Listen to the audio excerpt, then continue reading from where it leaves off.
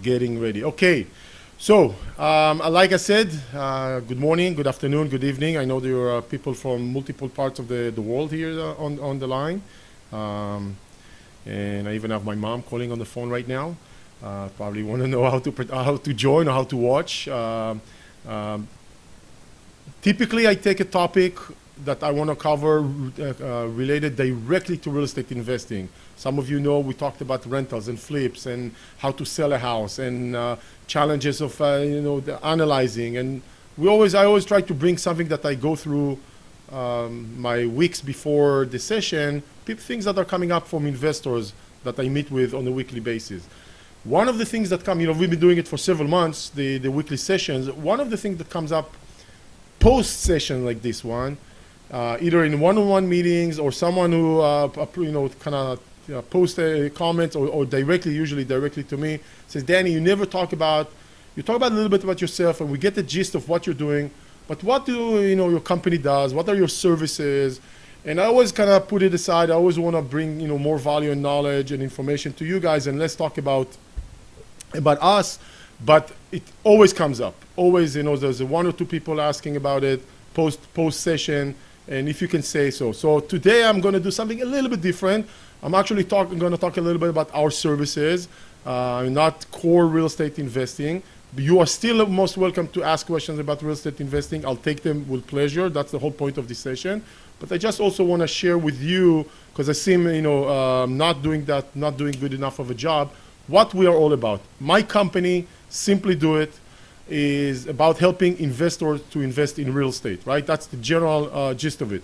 We work with US-based investors primarily, but we also work with foreigners, people who live in other countries, but want to invest in the US.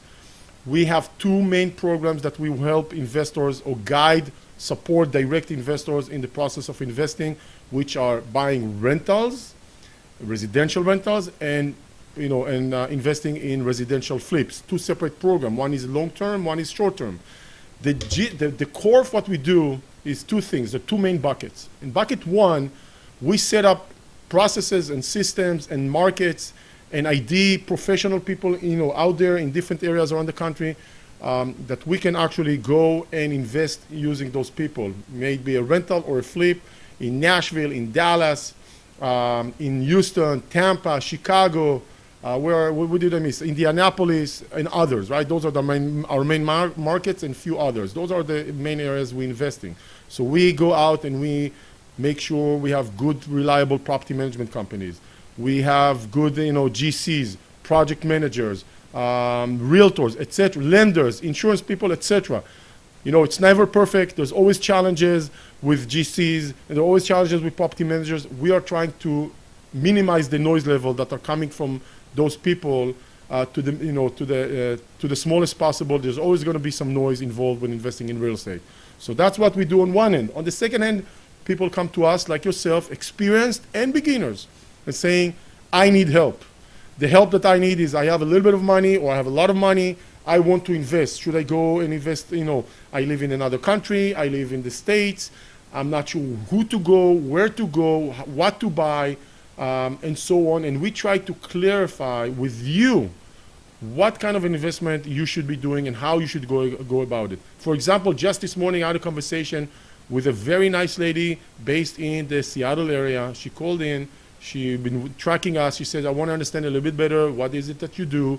And she started saying, I don't know if I should buy locally and how much money I have and what can I do with it. Should I start within flipping or should I start with renting? And then we went into questions about the challenges, different challenges about flips and different challenges about rentals and so on. So the whole point of what we're trying to do on the academic or mentoring side is to help you kind of clarify your challenges and try to decide where you should be investing and what kind of investment you should be making and what are your obstacles.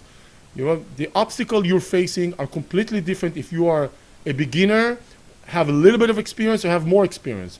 If you are a foreigner who has less access to the US mortgages than someone who's US based, if you are super busy or you have some time. So everybody has different challenges.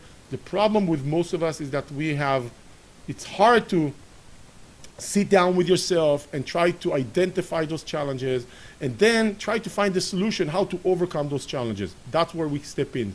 So we want to come in and work with investors and help them execute and apply whatever it is they want to accomplish, investment-wise or financially, financial-wise, and then not just be the person who gives them advices or consult them, go and do this, go invest in this type of property, go to another market, but actually have the product where you can apply those tactics. So if you want to do rentals, we can do rentals in those markets. If you want to do flipping, do it here. If you want to do both, okay, let's work it out.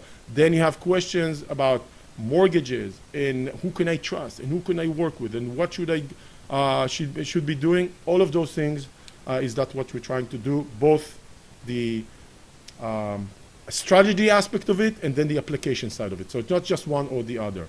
Now, just so you know a little bit about myself, excuse me, I've been a real estate investor since 2002. So that means about, what, 15, 16 years that since I started investing in real estate. I bought my first rental property while working for the Israeli corporate world, being a high-tech company in Tel Aviv, making good salaries, buying my first rental property in a small city, in a tiny town you probably never heard, called Phoenix, Arizona, or just outside of Phoenix, Arizona. A nice house, a nice rental property. That's where I started. I bought it in 2002. Since then, I made for the following 2 years, I made 2 small investments in the US as well. And then in 2004, I moved to the States and I started doing this full time, bought more for myself and helped others, do exactly the same. Been through the big boom of 2005, 6, 7-ish, if you can call it that. Been through the huge crash of 2008 and 9, and then came out of it to another boom, in which we are still kind of riding that wave upward. Since 2004, I have probably supported the purchases of well over 3,000 rental properties in multiple markets, U.S. markets, places such as Orlando, Tampa, Atlanta,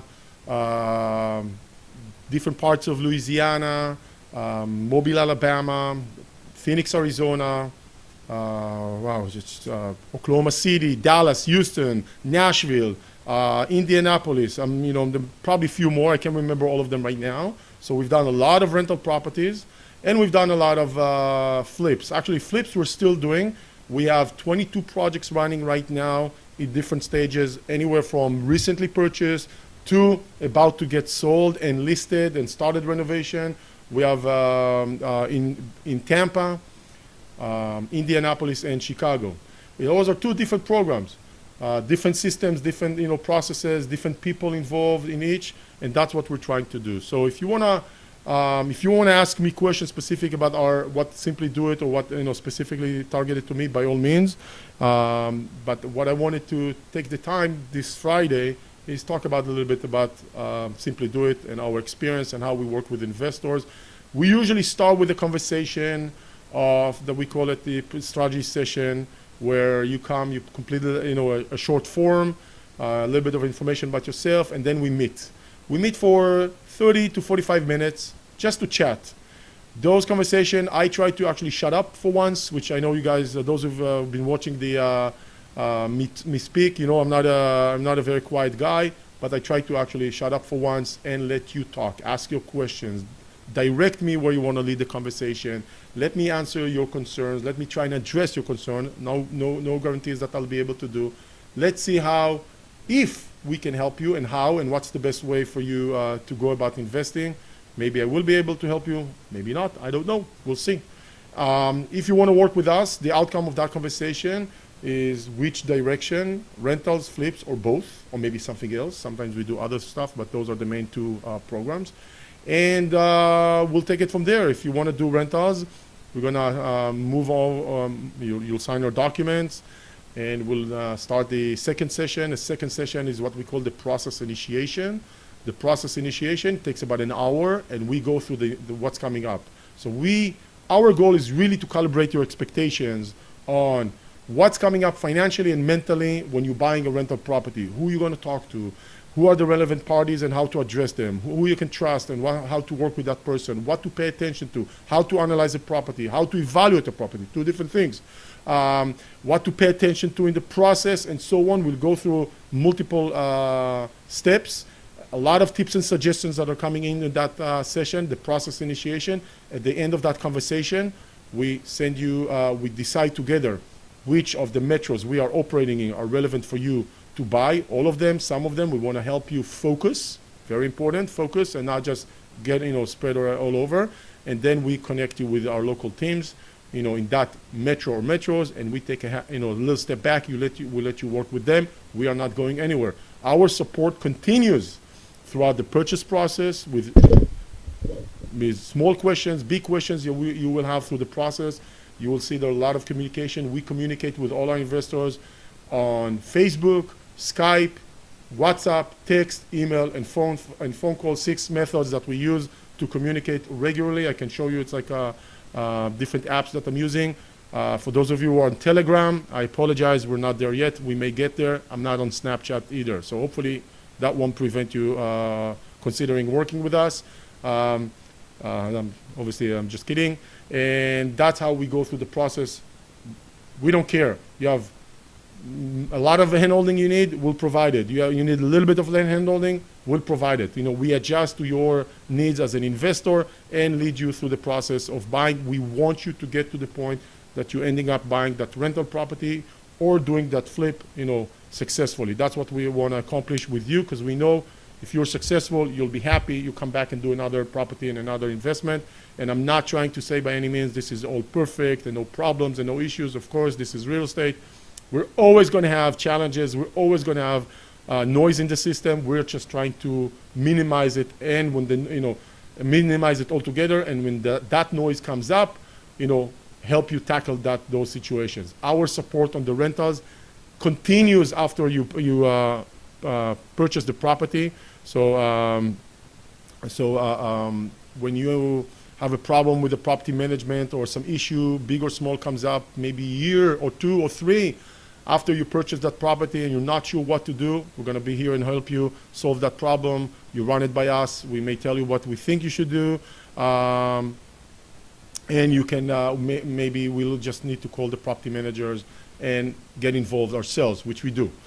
All the property managers we work with, those are people that we carefully vet. We don't, you work with someone, agents and property managers, just because they're nice people or just because we got a recommendation from a friend that we know. That's not good enough for us. We vet them carefully.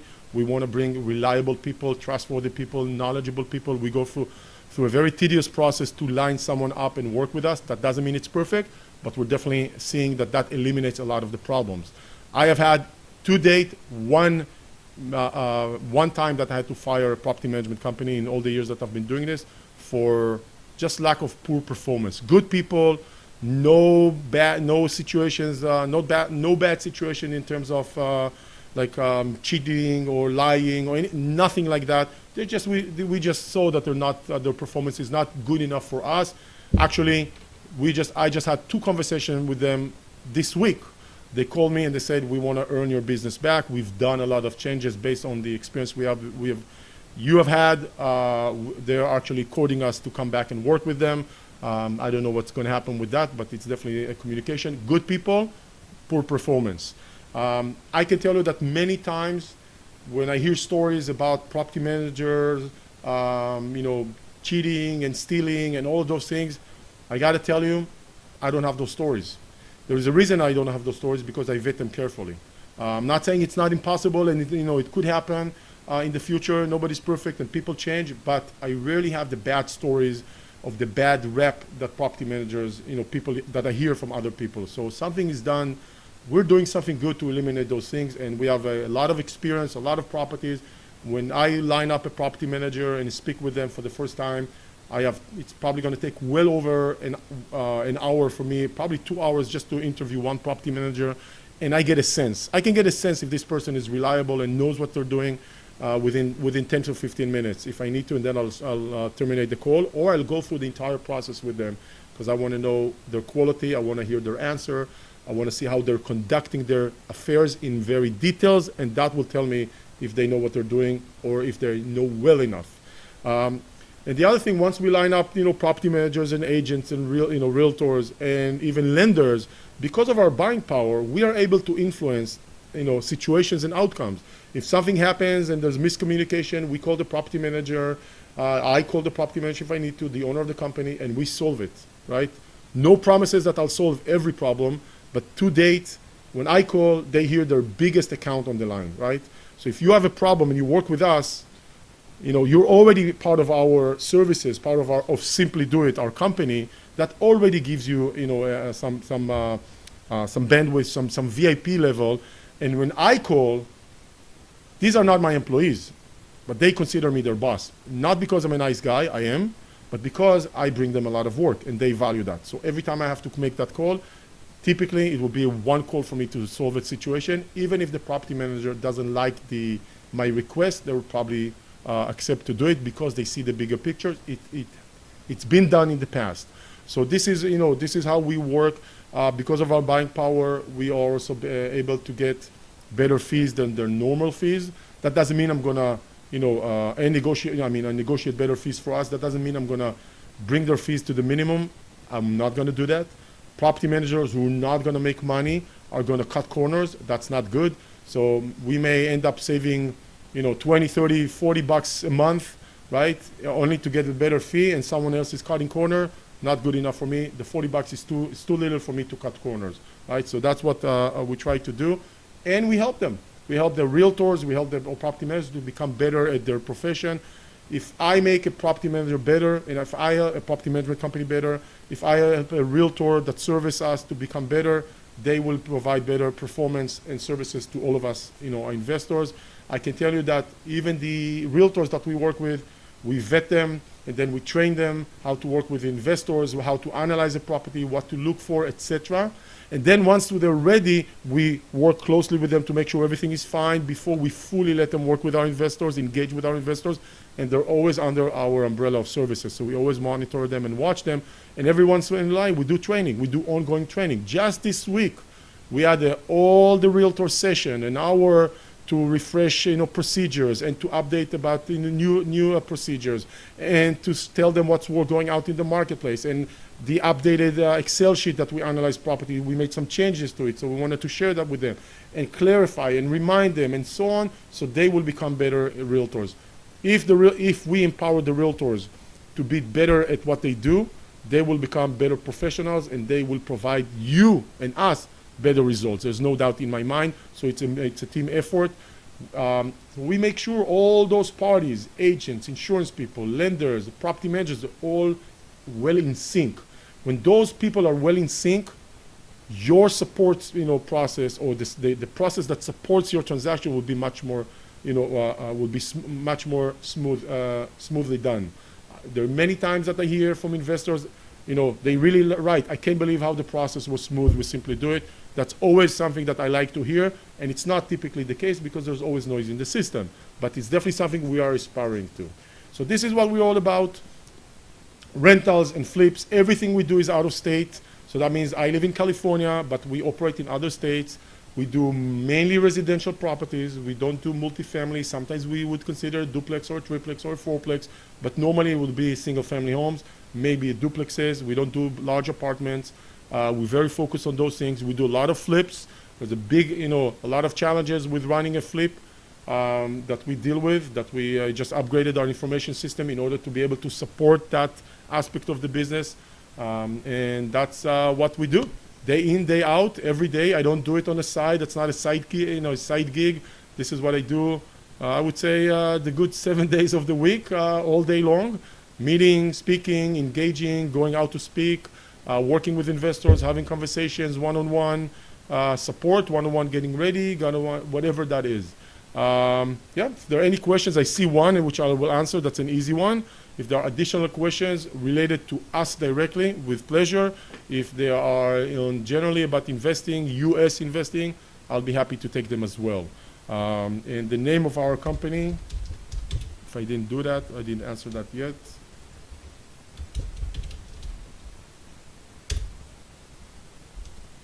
Simply Do It. And if you want to have, we've just launched the new version of our Excel, our Excel, analysis Excel. Our analysis Excel is actually, it's a fee-based Excel. If you want to download and purchase it, you're most welcome to do it. I'll put a link on it. We just launched the version, updated to a new version, just made some cosmetic and some improvements to it. And if you are one of our investors who works with us, then this is something you're going to be getting as part of the service. We also have an ebook, which is free, and talks about in more details about rentals and flips and where to buy, the process, and so on. Now, Eyal is asking, Eyal, good, I'm glad we reconnected. Where is the better return to risk, rents or flips? I think that it's a good question. The way I see it is this. Rentals, in my opinion, that's my opinion, my experience, rentals are very slow and steady method or mechanism to build wealth. So it's lower risk and relatively high returns, especially if you can interject and use mortgages, right? That will just boost that return tremendously. So if you can't and it's cash, it's still good. Mortgages will definitely take it to a whole different level. But it's a slow mechanism. And I'm not talking about us buying a rental, you buying a rental property in an area that surprisingly a year later the prices went up 15%. That's just being lucky. That's just getting buying the right ticket. That's not my plan. I don't plan on, I try to not speculate on high appreciation rates, even though it's out there nowadays, because tomorrow it can end. So buying a rental, if you have the patience, it is a very powerful financial tool, but it requires time. One of the biggest disadvantages of a rental property, it's a slow and steady, okay? The flips can be, maybe high return or relatively high return for the investment in a shorter period of time. The way I look at this is this. The rental is like the pieces of the bread on a monthly basis. You get a piece every time. The flips is like getting the loaf of the bread every X months, like maybe once every 6 months or once a year, depending on the flip. So it's a little bit hard to say which one is which, because it's more, it's like a different frequency of the return. Hopefully that helps. Okay. I'm a sucker for rentals. For me, the flips, by the way, the reason I started flipping is because I wanted to create a short-term engine that will boost my cash that I can use towards buying rentals. So the flips are for me a means to a bigger picture. My holy grail is rental properties, especially if I can do it with mortgages. And the flips are as a short-term engine that we use to generate cash to buy. I use to generate cash to buy more rentals. So that's the way I look at it. They're complementing each other. A lot of people think it, including myself, should I do rentals? Should I do flips? Well, if you're limited, obviously that would be a very relevant question. If you're in a position to do maybe both, then consider doing both of those things combined, because one is complementing each other. That's the way I was thinking way back, and that's the way I changed my mind and started thinking about it maybe 7-8 years ago. Thank you for your question, Eyal. Good to see you as well.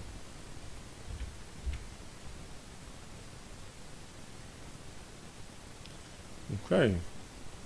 I'll wait another minute or so, see if there are additional questions coming in, and if they are, I'll take it, and if they're not, we'll wrap it up.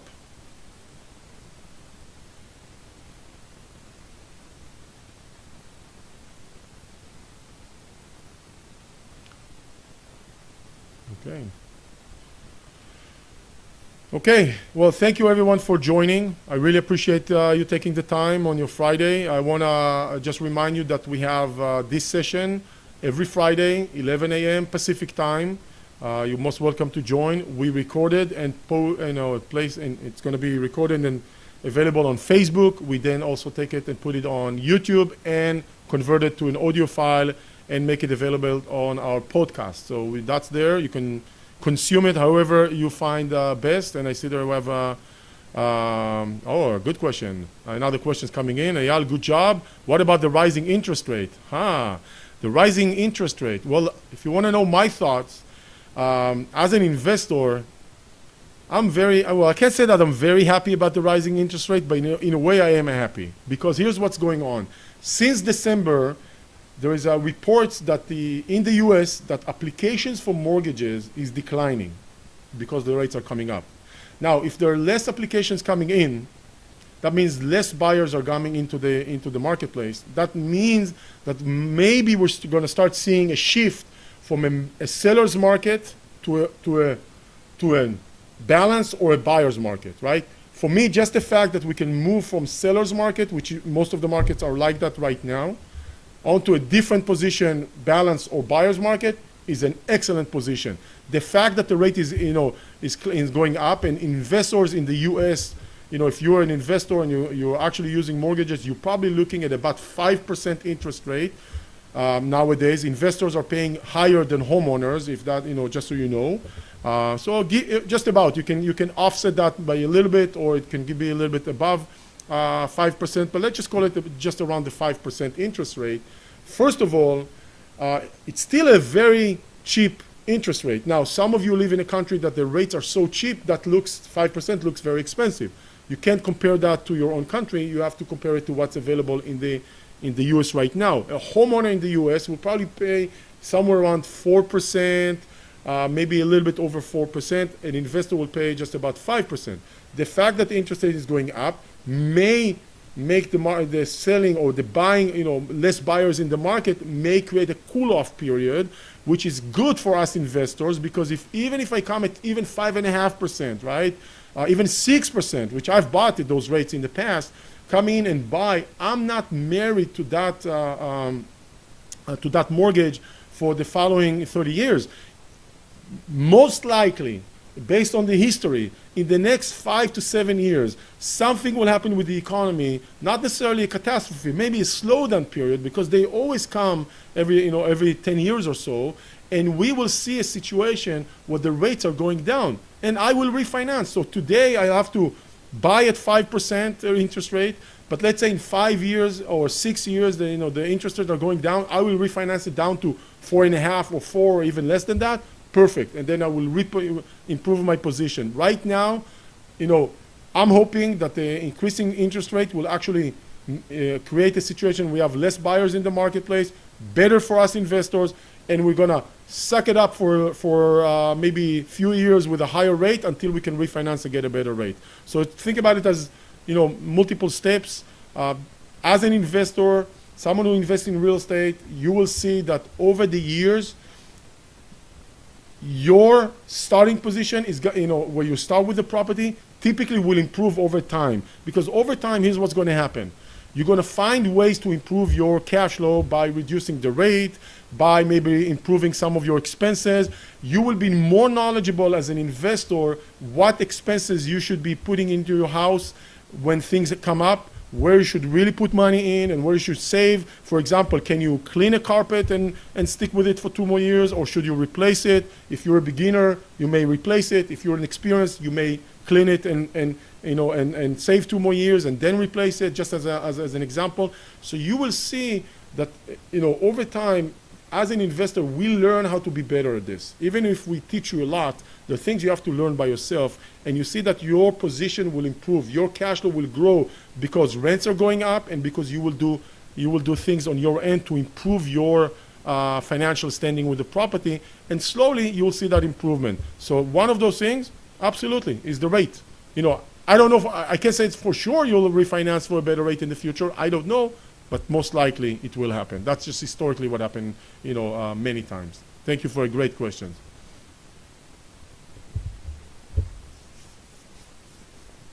And I'm waiting for another question or two. And thank you for those who joined now. We're almost wrapping up this session. You're always welcome to watch the recording or listen to the podcast, no problem.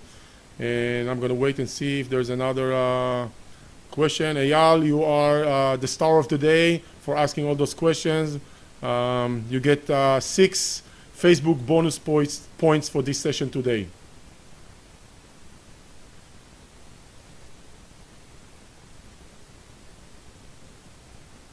Okay.